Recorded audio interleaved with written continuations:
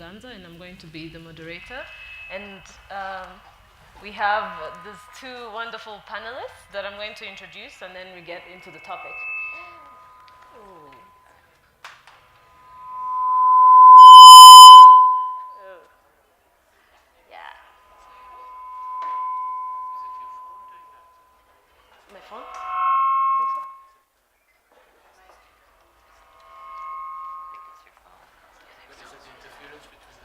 Maybe. Let me do a little bit and then we'll go on. Put it down. How do I put it?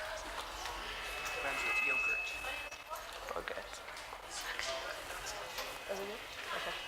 So yeah, sorry for the technical glitches there. But here with us we have Carroll Bogert, who is the president of the Marshall Project, a nonprofit news organization focusing on criminal justice in the US. She was previously the deputy executive director for external relations for Human Rights Watch, and she oversaw the organization external relations and ran the communications department, drawing attention to human rights issues in more than 70 countries. Prior to joining Human Rights Watch, she worked for Newsweek magazine as a correspondent, bureau chief, and editor. And Bogert holds an MA in East Asia Studies and a BA magna cum laude from Harvard University, where she was president of the Student Council of the Center for International Affairs. And right next to her, we have Ndopu, who is an alumni of ALA. And he's a fearless activist, public intellectual, and cultural icon in the making, recently described by MTV as one of the most powerful disabled people on the planet. Diagnosed with spinal muscular atrophy at the age of 2, Eddie has not only defied life itself, but continued to outlive himself and has gone on to become a global mover and shaker. He is the founder of Evolve Initiative, a global organization for inclusion, accessibility, and intersectional policy and advocacy. He holds a master's in public policy from the Blavatnik School of Government at Oxford University. So as you can see, we have quite an esteemed... Okay, let me turn off this phone maybe. I'm not sure if that's what was doing the interference.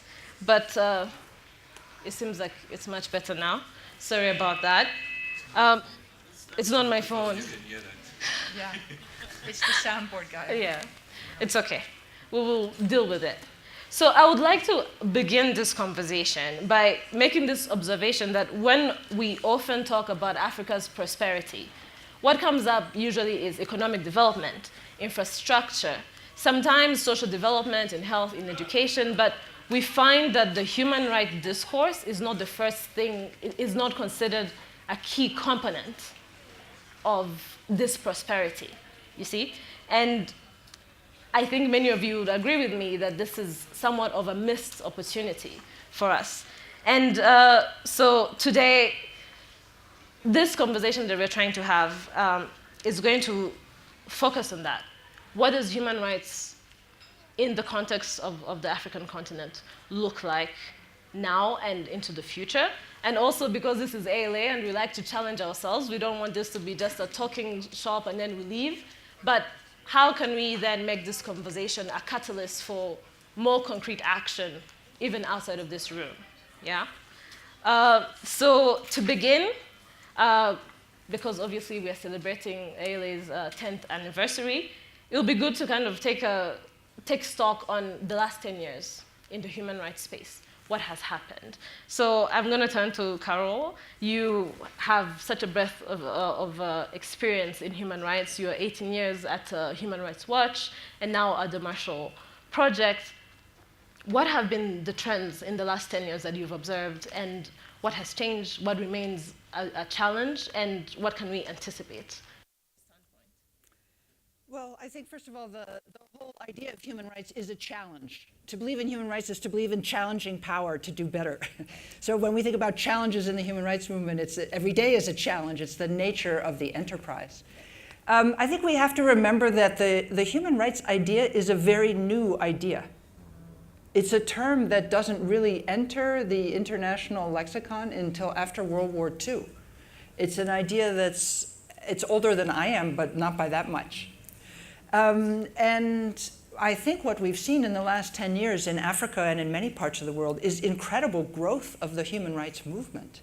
Many more human rights organizations being developed, and an expansion of the original ideas of human rights. So Eddie represents one of the newest parts of the human rights movement, which did not recognize the issue of disability rights when this rhetoric of human rights first became part of what we talk about in the world. We haven't been talking about disability rights until recently, and that's because the human rights movement is a history of people putting new ideas on the agenda.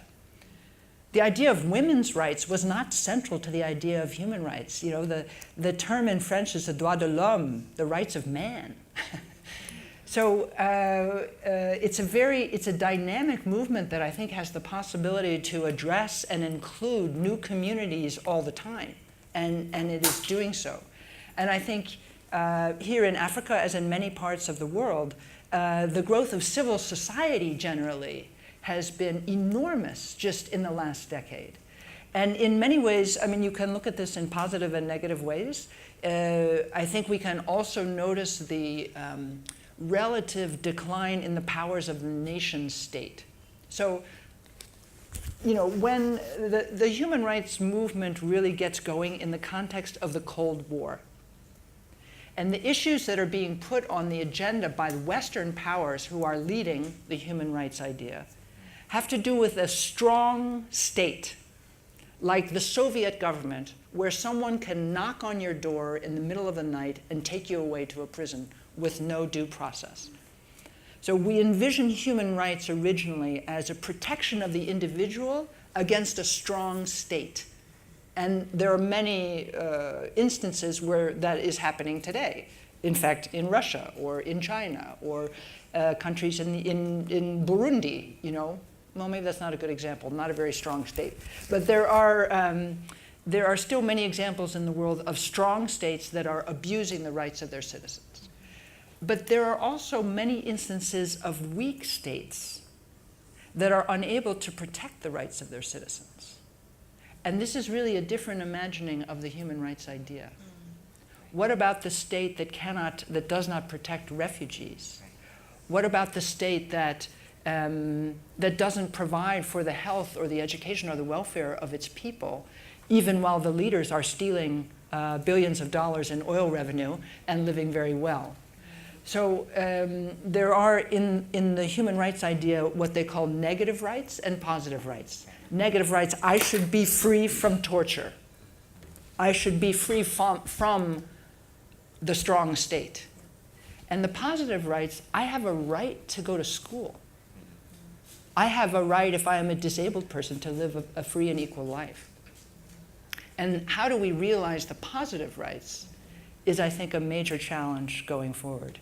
And just one last thing, I think if we speak about specifically Africa, in not only the last 10 years, but the last really 25 years, we have to look overall at the influence of the terrible war in Congo, such a huge country which has involved so many countries around it, which remains in such a devastating condition, famine facing more than 7 million people in this year alone, hundreds of thousands of people also seeking refuge from that country.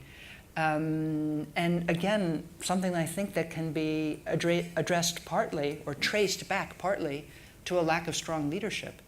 With President Kabila seeking to remain in power even after his second 2-year term, Congo is again really thrust into a lot of uncertainty and I fear a lot of suffering in the years to come. And that devastating issue at the center of the continent has in many ways defined a lot of human rights activism around Africa in recent years. Yeah, thanks you for that.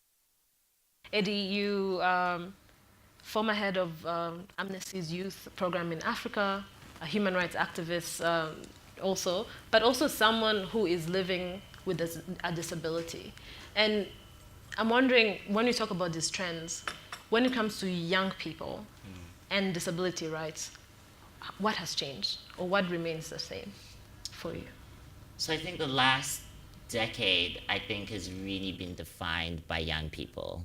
I think the human rights discourse, the human rights landscape has really been shaped and led by young people. The first half of the last decade, we were all bearing witness to the uprising, the Arab Spring, North African Revolution.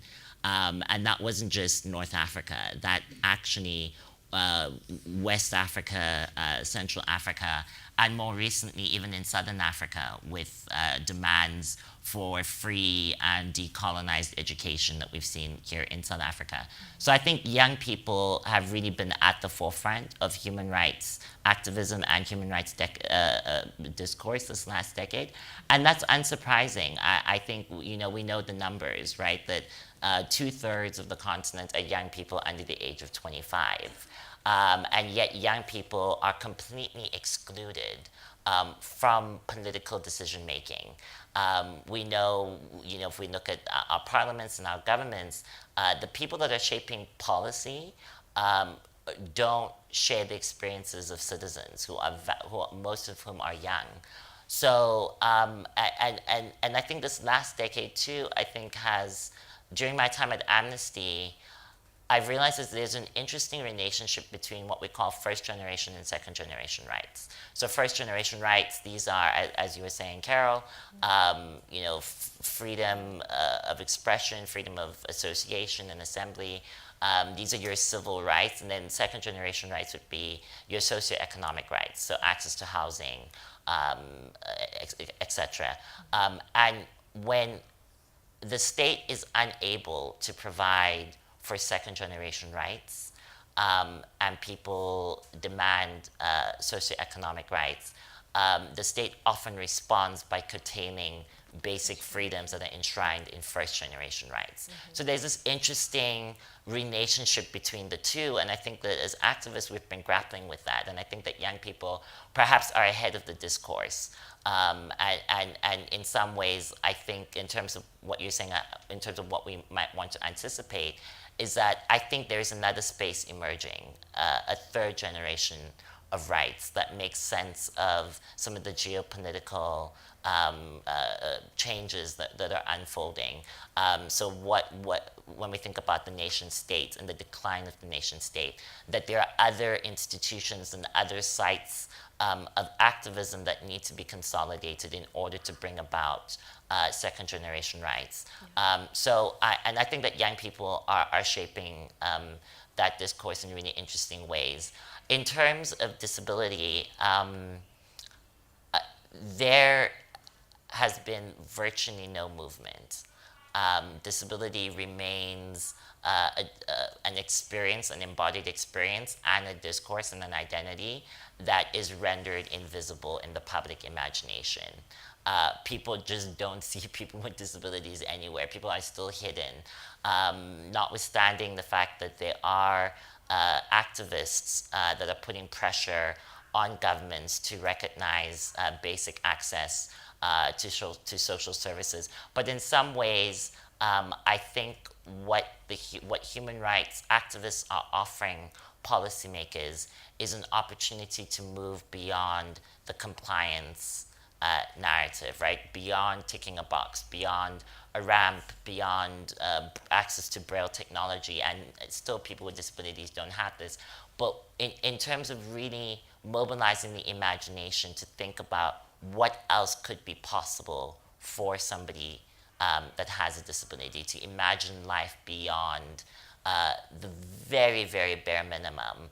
And unfortunately, policymakers, I think, are either not ready or are not yet prepared. There isn't enough political will to think about what public policy looks like beyond compliance when it comes to according people with disabilities sort of basic human rights.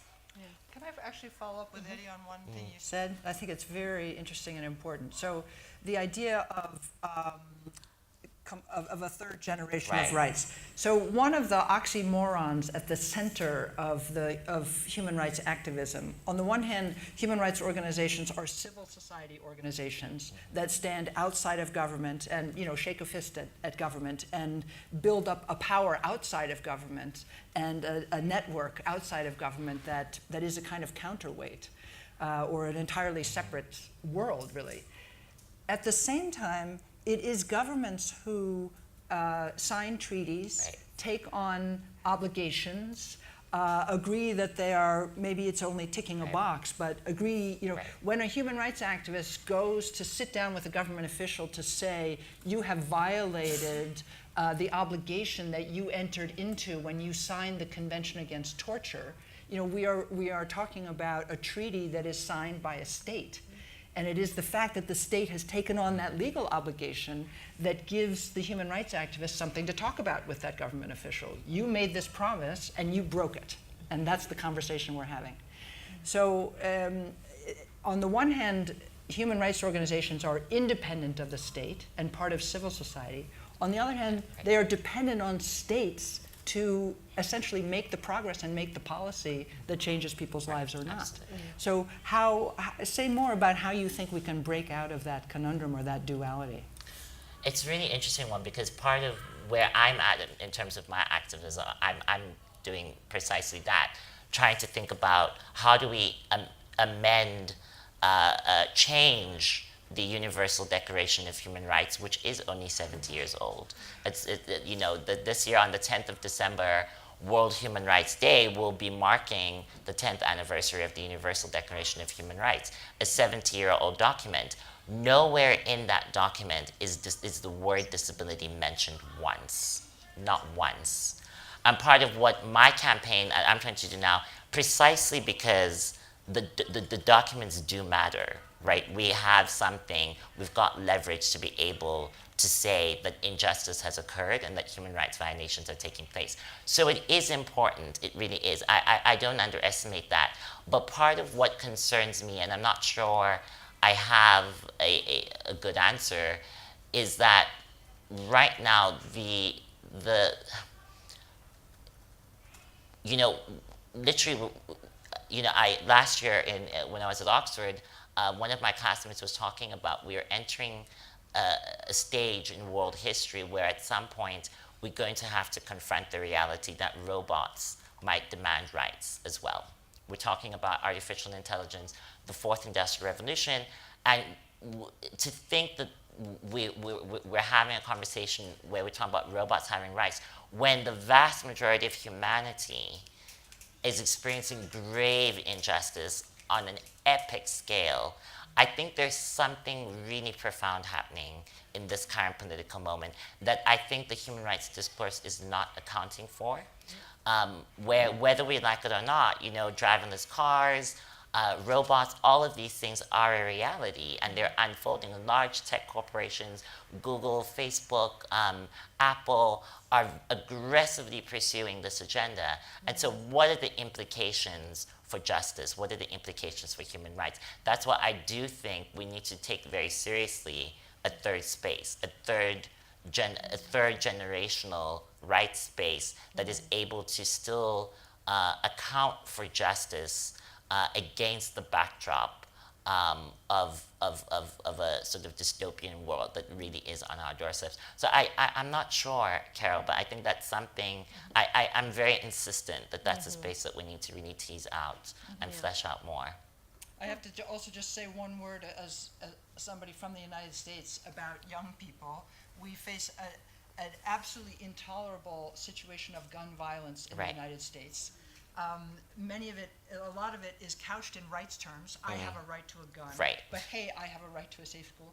And it appears we're finally breaking through this because young people are just standing up and saying, ridiculous, enough. What's wrong with you people? Yeah. Maybe there's a chance for hope. So the energy of young activism is absolutely critical to making progress. Absolutely. Yeah. Speaking of young people, I think I should not ask more questions, but rather open it to you guys for some of the questions that you might have from the discussion now, but also things you yourself are thinking about. So, Can someone help us with the... So, just, yeah. Hi.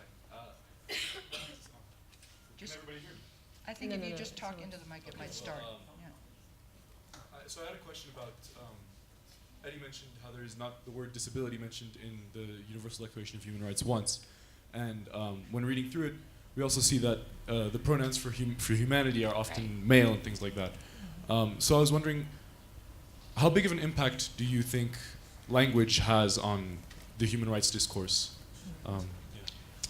The whole human rights discourse is language. Yeah. It's all language-based. It's all about putting terms and words into the conversation. I mean, it's so interesting. Literally, if you look at the term human rights, it's not really used before World War II. Like, states never talk about human rights. You never have a government official speaking the word human rights. They don't want to actually take it on because they don't want to be obligated to respect them. Yeah. And eventually they're forced to, and you see the word human rights appearing more in newspapers, and you just, it becomes something that people talk about. So the whole trick of, I think, of pushing social change is changing the way people speak. That's absolutely fundamental, and I think that young people are at the forefront of that. So even young people in the way that we talk about gender and sexuality, there's a whole movement that is unfolding where we're beginning to challenge the gender binary and create pronouns that have never existed before to affirm the way that people self-determine, to affirm the way that people move through the world. So I think language is absolutely central, and I think that new vocabulary is being constructed on a daily basis by activists to give credence to their self-identification and to give credence as well to their experiences of justice. And maybe the other thing that I'll say is that sometimes, in my experience over the last decade in the human rights space, I'm realizing that human rights and justice are not necessarily the same things. There's an entire industry that exists around human rights, which is about the law, about courts, about legal regimes. And then there's justice, and sometimes human rights and justice never find each other. And I find that really interesting, and I think language highlights this disjuncture at times. So I think that, when young people gather, there's a claim for justice, and sometimes human rights is the instrument and sometimes it's not. Having worked at Human Rights Watch for many years, I was kind of the in-house journalist for Human Rights Watch, so I was in charge of media and in charge of trying to get people to change the language that they use, for example. But most of Human Rights Watch is composed of lawyers. And a lot of what I did in my job was taking text that had been written by a lawyer and trying to make sense of it, trying to turn it into something that somebody might actually want to read. And there is a reason for that highly legalistic language, because in certain conversations with government, you're referring to legal instruments and obligations, again, that they have taken on. And that was kind of the methodology of Human Rights Watch. But in terms of actually trying to reach the public, nobody wants to read a legal brief. That's not, and much of the change that Human Rights Watch had to face was, how are we going to communicate visually? Right. How are we going to communicate on social media in 140 characters? How can we use a range of formats to deliver a message and to communicate? There was another question right behind.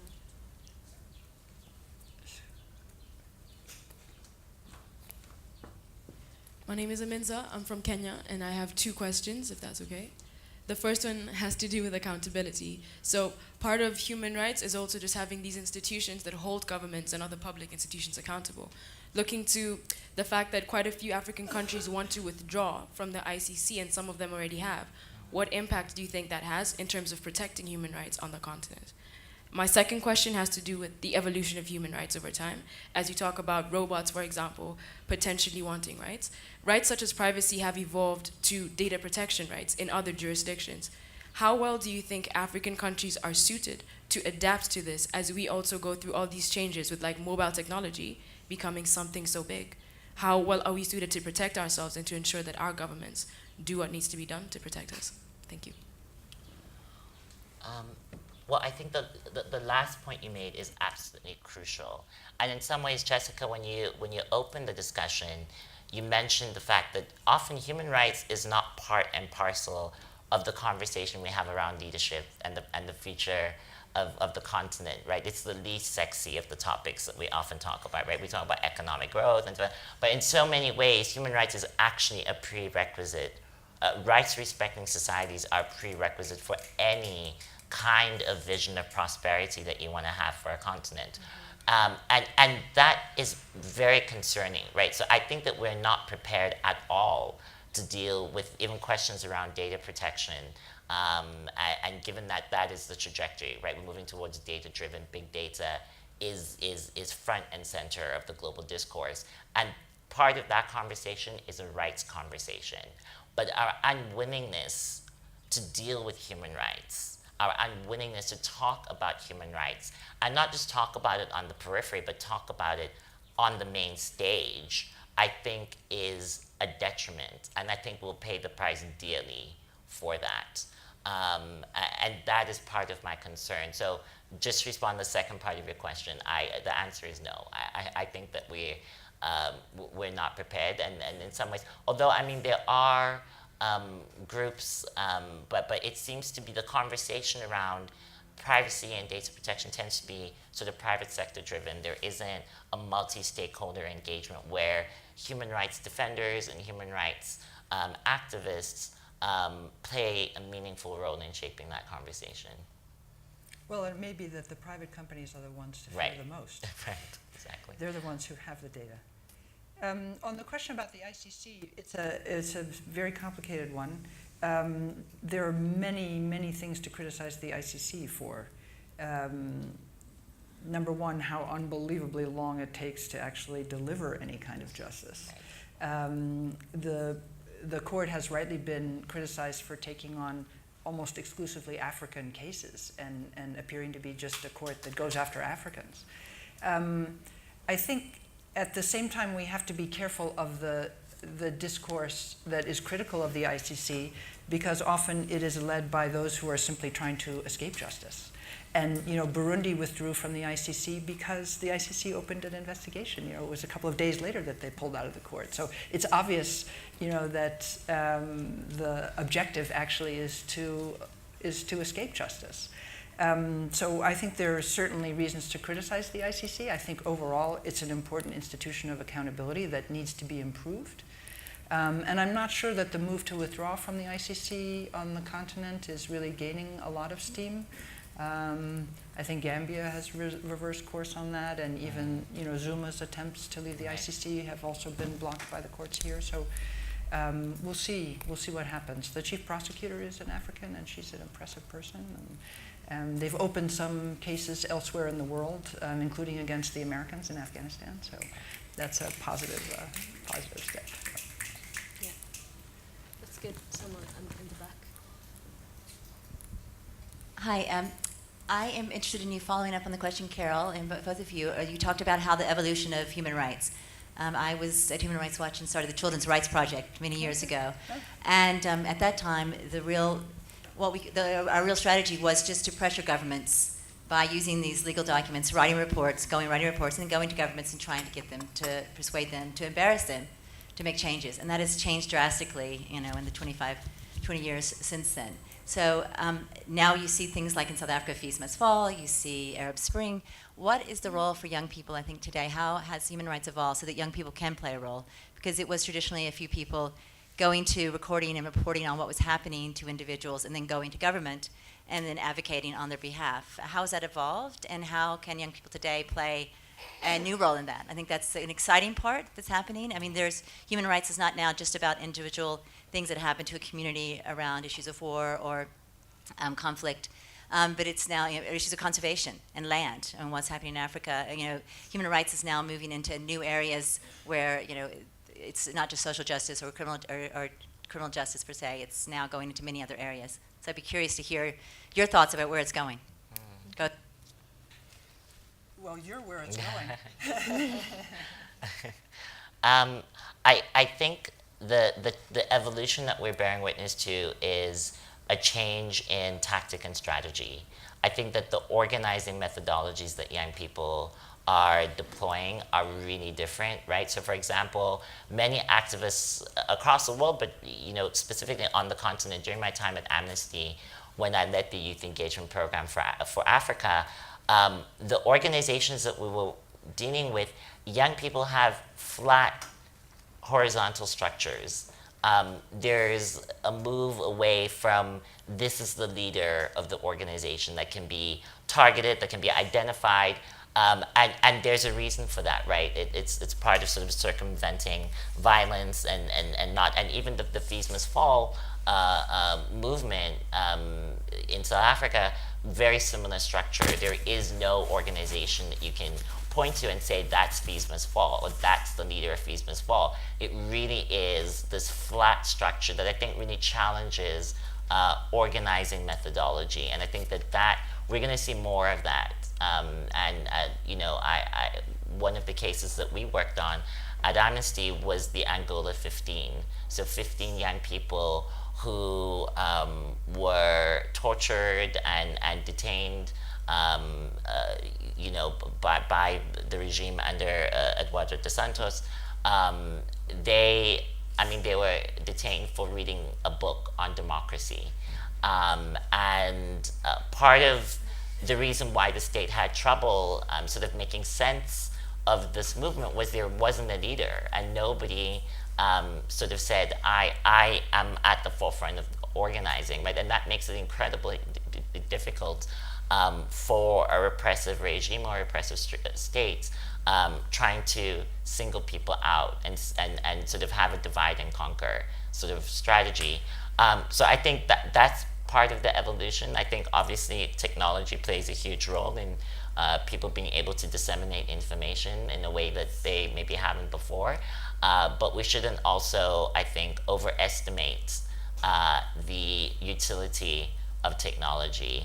I think sometimes there's a tendency to sort of romanticize technology in how it facilitates. I think people still rely on old-fashioned forms of organizing and meeting in person, having sit-ins and various other strategies that we know human rights activists have deployed for a while. So those are some of my thoughts. There's a wonderful description in a book called Bury the Chains about the anti-slavery movement in the UK and how it got started. And it describes that the activists around the UK, around England, were in touch with each other by mail. I mean, it was the 19th century. And one thing that really gave a boost to their movement was the development of a new kind of carriage that did not have to stop to pick up a bundle of mail. It had a kind of hook on the side, and it would scoop up the mail, drop mail and scoop it up at the same time. And it decreased the amount of time that it took for the activists to be in touch with each other greatly, and it was a huge boost to the movement. And it's we talk all the time about the revolution in email, how much email changed human rights activism, and the ability for people to be easily in touch across national barriers. But I also agree that there's a lot of romanticism of that. When I was at Human Rights Watch, I was trying to make use of the democratization of the tools of media for activism. So it used to be the case that if you were an activist, you had to wait and hope that maybe a journalist would come and ask you a question and then quote you in the newspaper so that you could have some exposure for your issue. And I was sitting once with a producer for a powerful television show in the US, 60 Minutes, and he was talking about how sad it was that they didn't have any budget anymore and the advertising was down and they didn't have the same power they did and people were getting laid off. And I was saying, oh yeah, I'm so sorry about that. And then I said, but you know what? I don't have to just kiss your ass anymore to get on television. We can have video cameras, document human rights abuses, put it out on YouTube. I don't need you anymore. And that was the downside of that is that just like human rights groups can now act as media actors, so can the Chinese government. So can a lot of actors on all sides can put their version of events into the public domain. That's That's what we mean sometimes by fake news, or I guess different people mean different things by the term fake news. But there's a lot of bad news out there. So now we're in a world of being overwhelmed by information and finding it very hard to find and trust something that can be the basis of our activism. I do think I want to say a word for the professionalism and the huge investment in research about human rights conditions, which is what a big organization like Human Rights Watch does. It takes a lot of time and a lot of money to actually accurately make a record of the abuse that needs to stop. And I think it's important that that be a part of the human rights movement. I also think it's important that that not define the human rights movement or be the only thing in the human rights movement. And I agree with you exactly about the horizontal structure. I mean, the new human rights movement in the United States, which is so exciting, is Black Lives Matter. Right.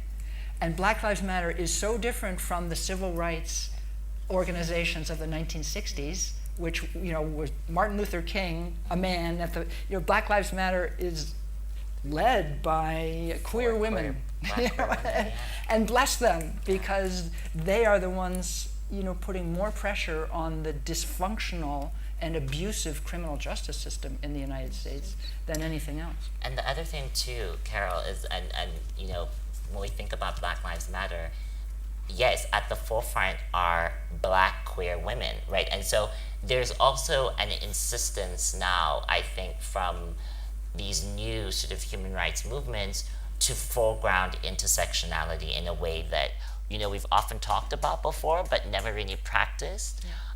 So it's moving beyond the buzzword of intersectionality and thinking about what does intersectionality look like in terms of organizing? What does it look like in terms of messaging? What does it look like in terms of policy formation, the politics that define the movement? So I think that for me is incredibly exciting, and I think is a challenge to the kind of human rights industry, for lack of a better term, to really think about how do we begin to talk about issues in an intersectional way, because I think unfortunately the tools that we have still compartmentalize issues, right? Women is over there, people of color is over there, but there are women who are women of color, they're Black and women at the same time. They embody those experiences together. And so that simultaneity, that intersectionality that we're beginning to see in these remarkable movements, Black Lives Matter being chief among them, I think are calling for that in a really insistent way. Yeah, and inspiring others. Absolutely. I wanted to come in because we might not have that much time, but I want us to start thinking, like we're saying, on the action part. The human rights lawyer, Brian Stevenson, usually talks about being proximate to the issues you pretend to care about. And that's something that, maybe not pretend is not the word, but the issues that you care about, right? And I think personally that it's relevant to the place where we are. I mean, we come from all over. All of you guys came from different countries. You're in this place. It's beautiful. Sometimes it can seem far from the realities we left at home. We heard from my stories, the two that we heard yesterday, very different realities at home for those guys who spoke than here at ALA. So as people who have been in this human rights space for a while, what does being proximate mean, now? Especially because it can be quite overwhelming when you think of all you're talking about the Congo. Sometimes you're like, where do I start? Where do I start? Yeah. So how do we not get, into this hopeless mode, but still really confront the uncomfortable, reality that this is what's happening? And, what do we do from there? So I don't know if that makes sense, but it's, yeah. It does. I mean, when I now work exclusively on issues in the U.S. criminal justice system as at the Marshall Project. By the way, the Marshall Project is not the Marshall Fund or the Marshall Plan. It's a different Marshall, Thurgood Marshall, who was the first African-American Supreme Court Justice in the United States. And people often ask, what can I do about the criminal justice system? What do you want me to do? And the first thing I always say to them is, go to a prison. Okay, everybody should, if you've never visited a prison, visit a prison. See what it's like in a prison. It's sometimes not easy to get in, but it usually can be arranged one way or another. And I think nothing is more important. The criminal justice system is the place in every society where the state takes the right to use violence against people and to confine them against their will. So what does that look like? It's always the place where people's rights are being violated, and it must be seen. So, and by definition, a prison is closed. It's hidden away. The people inside have no voice. In America, we have more than 2 million people in prison, more than any other country in the world. And they have no voice. So how can we see inside that? And how can more people have awareness of what those fellow citizens are experiencing? Yeah. It's a great question, Jess, and it's something that I've been mulling over for quite some time now. The question of proximity to people that are experiencing injustice. How do you stay proximate? I don't think I know that answer. I mean, I draw inspiration from activists that do that. I mean, I saw Dr. Deka Mohammed is in the room, and she's somebody that I think lives that, embodies that. She is incredibly proximate to the communities that she serves and puts a spotlight on. When we listened to Brian Stevenson last year when he came to Oxford, that's one thing that stayed with me. This question of proximity. For me, I don't think it's so much a question of proximity, because as I embody all of these identities, it's the life that I live. So in some ways, when I speak about disability, when I speak about Blackness, when I speak about queerness, those are all experiences that I embody. And so it's survival more than it is proximity. But I think it's a question that we should be attuned to always. That makes sense. Well, I just want to say something to the students here. I really was thinking about this during the program that we just came from, and all the exhortation to be a leader. You are the future leaders of Africa. I believe that too. That's why I'm here. I'm a supporter of this school. And what kind of leader are you going to be? Right. Are you going to be a leader that listens to, that invites in a human rights discourse? Are you going to be yourself proximate? If you end up being a leader of finance, also just in a very practical sense, a school is a network, right? So some of you are going to go out there and be human rights activists, and some of you are going to go out there and, I don't know, work for Goldman Sachs, right? So, and if you work for Goldman Sachs, are you going to give money to the classmate who works for the human rights organization? Right. You have to support each other. And some of you will be in positions of high power, and some of you will be outside of power. And how will you talk to each other? Yeah. It's a big question to end our conversation on. I wish we didn't finish this conversation, because it's really great. It kind of brings forward those things that we often think to ourselves, but not really put out in conversation. And I hope that the minutes that we've spent here have kind of sparked something for you, and also for different conversations that you might have outside of this room, but also for action, because that's what we want. We can sit and talk, but we have to also do something. Yeah. So thank you very much. This has been a wonderful, wonderful panel. Thanks to our panelists, who are amazing. Yeah. Okay.